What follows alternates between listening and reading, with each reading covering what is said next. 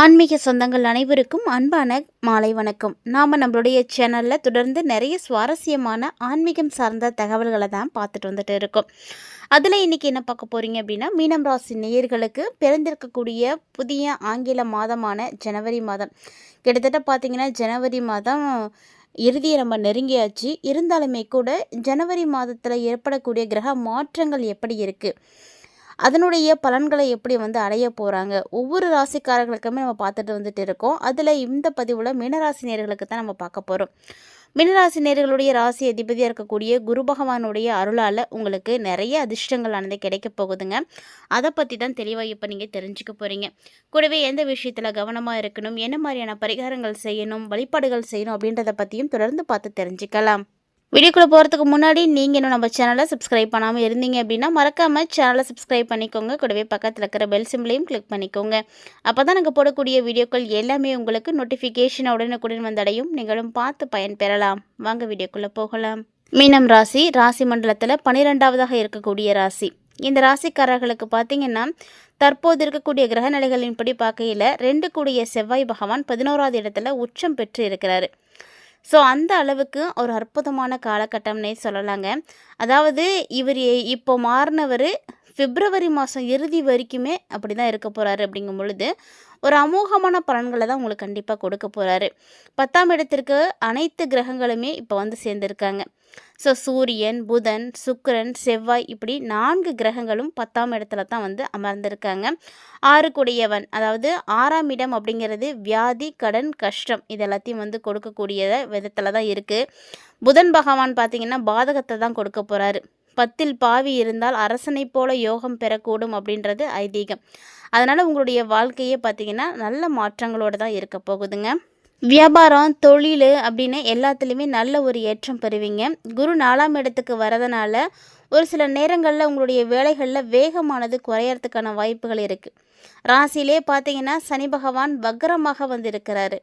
So இப்போ இவர் பார்த்தீங்கன்னா வக்ர நிவர்த்தியை அடைய போகிறாரு.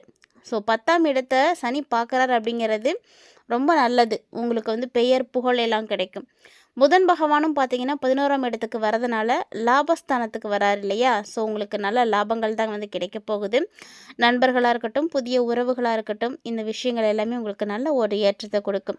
அதாவது உங்களுக்கு லாபம் அப்படின்றது பன்மடங்காக உயர ஆரம்பிக்கும்.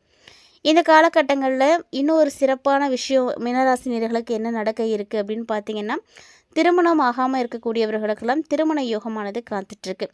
ஸோ மற்றவங்க உங்களை மதிக்கக்கூடிய ஒரு சூழ்நிலை இப்போ உருவாகும்.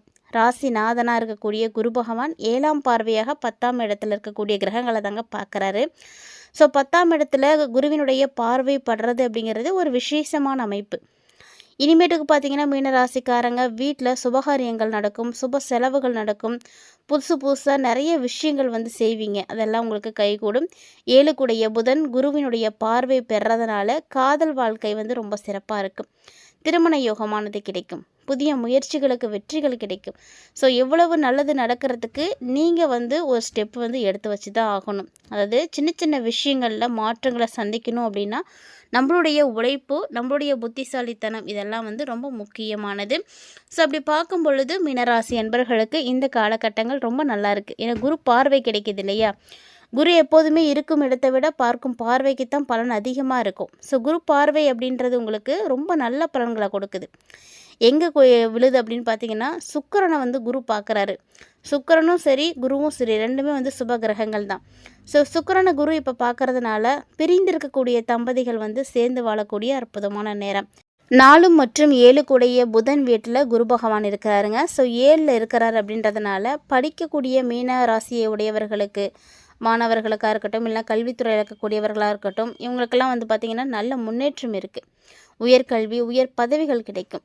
சொந்தமாக தொழில் தொடங்கலாம், அதுக்கான வாய்ப்புகளும் இருக்குது. சொந்த தொழில் தொடங்கிறதுக்கான யோகங்கள் கிடைக்கும்.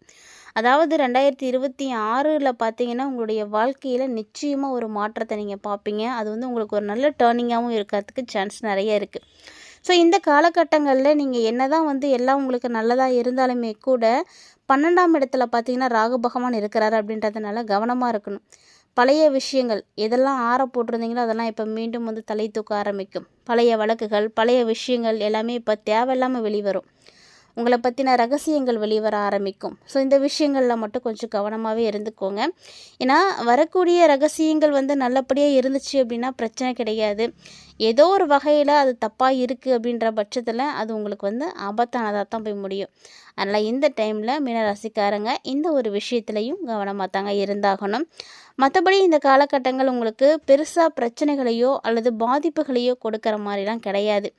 எல்லாமே பார்த்திங்கன்னா ரொம்ப நல்ல மாற்றங்களை மட்டுமே வந்து கொடுக்குற மாதிரி இருக்குது.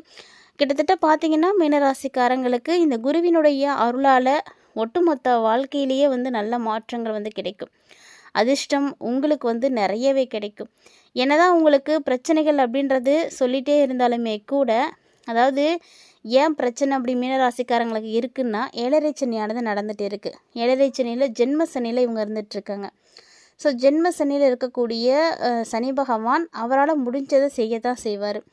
ஆனால் எல்லாருக்குமே இந்த சனியினுடைய தாக்கம் இருக்குமா அப்படின்னா கண்டிப்பாக வந்து கிடையாதுன்னு தான் சொல்லணும். ஒவ்வொரு ராசி ஒவ்வொரு நட்சத்திரத்திற்கு ஏற்ப சனியினுடைய தாக்கங்கள் மாறிக்கிட்டே தான் இருக்கும். ஸோ ஆரம்பத்தில் ஒரு சிலர் வந்து பிரச்சனைகளை பார்த்துருந்தாலுமே கூட நாட்கள் போக போக அதில் இருக்கக்கூடிய தாக்கங்களை வந்து குறையிறத நீங்களே வந்து பார்த்துருக்கலாம். ஸோ இந்த மாதிரி எல்லாருக்கும் வந்து மாற்றங்கள் இருக்கும். எல்லாருக்குமே ஒரே விஷயந்தான் நடக்கும் அப்படின்லாம் சொல்லவே முடியாதுங்க. ஏன்னா அவங்கவுங்களுக்குன்னு இருக்கக்கூடிய நட்சத்திரம் வேறு, லக்கணம் வேறு, தசாபுத்திகள் வேறு, இது எல்லாமே நம்ம பார்க்கணும். ஜோதிடம் அப்படின்னு எடுத்து பார்க்கும் பொழுது ராசியை மட்டும் வச்சு பார்க்குறது கிடையாது. அது இன்னும் நிறைய விஷயங்களோடு இருக்கக்கூடியது. ஸோ ஒவ்வொருடைய வாழ்க்கையில் நடக்கக்கூடிய இன்ப துன்பங்கள் எல்லாத்துக்குமே பார்த்திங்கன்னா அவங்களுடைய ஜனனகால ஜாதகம் தான் கை கொடுக்கும். ஸோ நீங்களும் அப்படி உங்களுடைய ஜாதகத்தை பார்க்கணும் அப்படின்னு ஆசைப்பட்றீங்க அப்படின்னா மறக்காமல் ஸ்க்ரீனில் தெரியக்கூடிய நம்பரை நோட் பண்ணிக்கோங்க. அவங்க கேட்டிருக்கக்கூடிய டீட்டெயில்ஸ் எல்லாத்தையும் நீங்கள் கொடுத்தீங்க அப்படின்னா உங்களுக்கு தெளிவாக வந்து பார்த்து சொல்லுவாங்க. மறக்காமல் ட்ரை பண்ணி பாருங்கள். இந்த முறை இருக்கக்கூடிய கிரக சூழ்நிலைகளானது மீனராசி நேயர்களுக்கு மிகப்பெரிய அளவில் மாற்றத்தை கொடுக்க போகுதுன்னு தாங்க சொல்லணும். சுமார் பார்த்திங்கன்னா 30 ஆண்டுகளுக்கு பிறகு நவபஞ்சம ஸ்தானத்தில் உருவாகி இருக்கக்கூடிய இந்த கிரகங்களால் உங்களுக்கு நவபஞ்சம யோகமே வந்து ஏற்பட்டிருக்கு அப்படின்னு தான் சொல்லணும். ஸோ மீனராசிக்கு பார்த்திங்கன்னா லாபஸ்தானத்தில் தான் இந்த நவபஞ்சம யோகமே வந்து உருவாகி இருக்குங்க. இதனால் உங்களுக்கு என்ன நடக்கும் அப்படின்னா உங்களுடைய செயல்பாடுகளானது அதிகரிக்க ஆரம்பிக்கும். நிறைய விஷயங்களை செய்வீங்க. எதிர்பார்க்கக்கூடிய லாபத்தை நீங்கள் வந்து எடுக்க முடியும். நிறைய வேலைகள் கிடைக்கும். நிறைய விஷயங்களை செய்ய ஆரம்பிப்பீங்க. இது வரைக்கும் இருந்த எல்லா விதமான பிரச்சனைகளும் தீரும். உங்களுடைய கற்பனைகளை எல்லாம் நிறைவேற்றிப்பீங்க. உங்களுடைய கனவுகளை எல்லாம் பூர்த்தி செய்துப்பீங்க. அதற்கான நல்ல வாய்ப்புகளை எல்லாம் இப்போ வந்து நீங்கள் பெறுவீங்க. உங்களுடைய நண்பர்களாக இருக்கட்டும், உறவினர்களாக இருக்கட்டும், இவங்களுடைய நல்ல ஆதரவு உங்களுக்கு வந்து கிடைக்குங்க. ஸோ எல்லாருடைய சப்போர்ட்டும் இப்போ தான் உங்களுக்கு வந்து கிடைக்கவே ஆரம்பிக்கும். அப்படி இருக்கும் பொழுது புதிய விஷயங்களை எல்லாம் நீங்கள் அதிகமாக வந்து கற்றுப்பீங்க. உங்களுக்கு தெரியாது, வராது அப்படின்னு நீங்கள் விட்ட விஷயங்களை கூட இப்போ வந்து செய்து தான் ஆகணுன்ற சூழ்நிலையின் மூலமாக அதை கற்றுப்பீங்க. அதை புதுசாக கற்றுக்கிறதுக்கான ஆர்வங்கள்லாம் உங்களுக்கு வந்து இப்போ கிடைக்க ஆரம்பிக்கும். உங்களுடைய நீண்ட கால இலக்குகளை வந்து அடையணும் அப்படின்னா அதற்கான முயற்சிகளை எடுத்து வைங்க. ஆனால் கண்டிப்பாக இந்த டைமில் நீங்கள் முயற்சி மட்டும் சரியாக எடுத்தீங்க அப்படின்னா நீங்கள் என்ன நினைக்கிறீங்களோ அதை செஞ்சு முடிக்க முடியுங்க.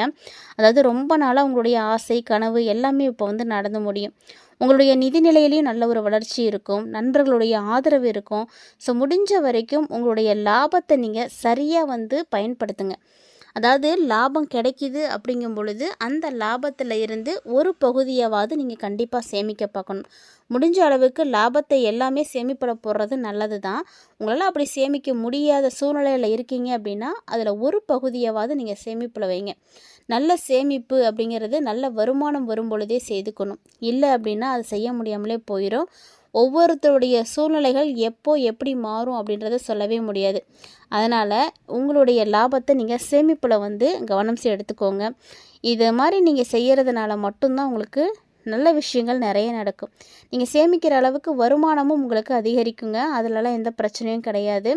ஸோ வருமானம் உங்களுக்கு அடுத்தடுத்து அதிகரிக்க உங்களுடைய சேமிப்பையும் நீங்கள் என்ன பண்ணணும்னா அதிகரிச்சுட்டே போகணும்.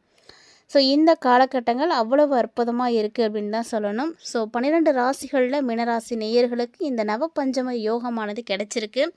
ஸோ மிகப்பெரிய அதிர்ஷ்டம் அப்படின்னு தாங்க சொல்லணும். பதிவை பார்த்துட்டு இருக்கக்கூடிய நேர்களில் மீனராசி நேர்கள் யாராவது இருக்கீங்களா? மறக்காமல் வீடியோக்கு ஒரு லைக் பண்ணி காட்டுங்க. உங்களுடைய ஃபேமிலியில் யாரும் இருக்காங்க, ஃப்ரெண்ட்ஸ் சர்க்கிளில் யாரும் இருக்காங்க அப்படின்னா மறக்காமல் கமெண்ட் பண்ணுங்கள்.